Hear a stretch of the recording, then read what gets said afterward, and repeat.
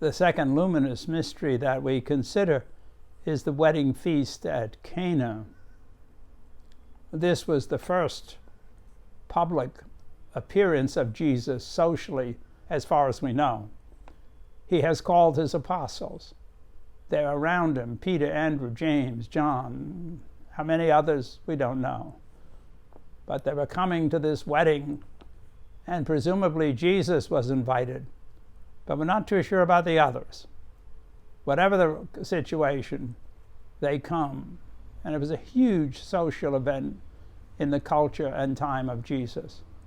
Everybody in the family, everybody in the village, everybody in the surrounding areas were there to wish and affirm the happiness of the couple, the young couple starting off their married life. It was an important social event.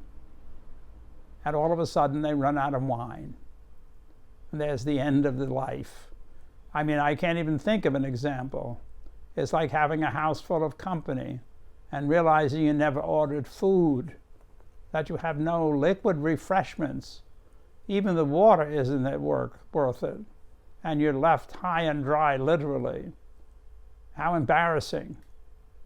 I often think that, not so much in my personal experience, but I know when I do weddings, oftentimes the wedding gets labeled for generations by a mishap that happens.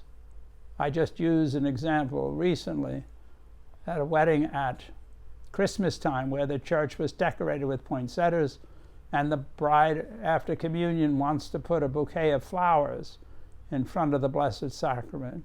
And there were no flowers. It turned out her brother was responsible, and he blew it.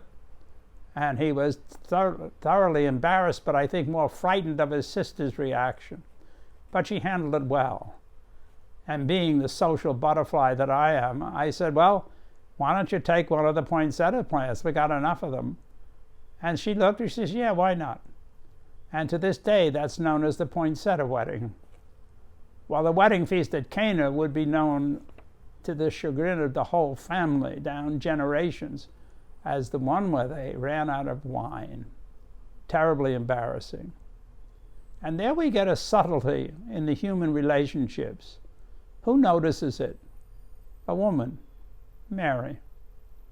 The apostles, Jesus, apparently, not really. Not their job, so to speak.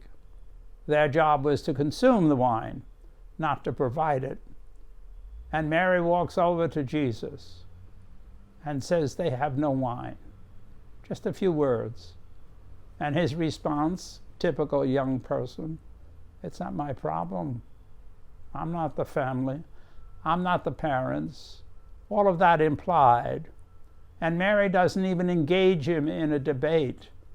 She doesn't criticize him. Be obedient, do what I tell you, as I might. But rather she says to the stewards, do whatever he tells you. Confident. Confident in his love for her, and confident that he knows she loves him. And she walks away. Isn't that extraordinary? That's the way our relationship with Jesus should be. Confident because of his love for us, not fear out of punishment. Confident because we know that he knows us better than we know ourselves, that he accepts our sincerity and doesn't worry about our successes and failures the way we do. And then the miracle, which is really secondary.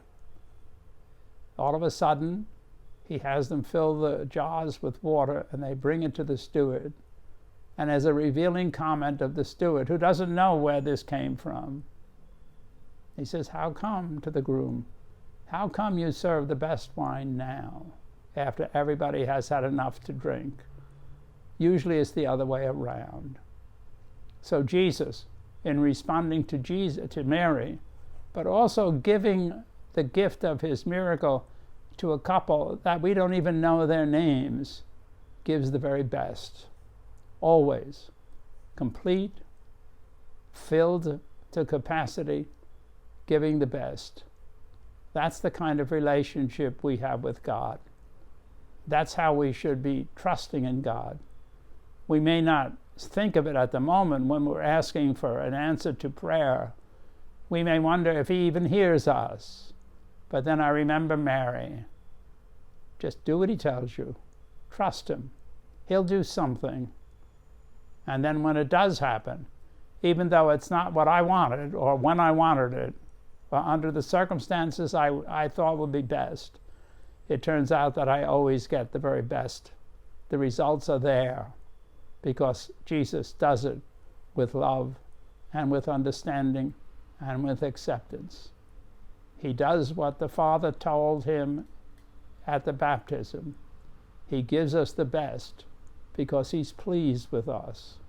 He loves us, and he wants everything to make our lives complete and filled.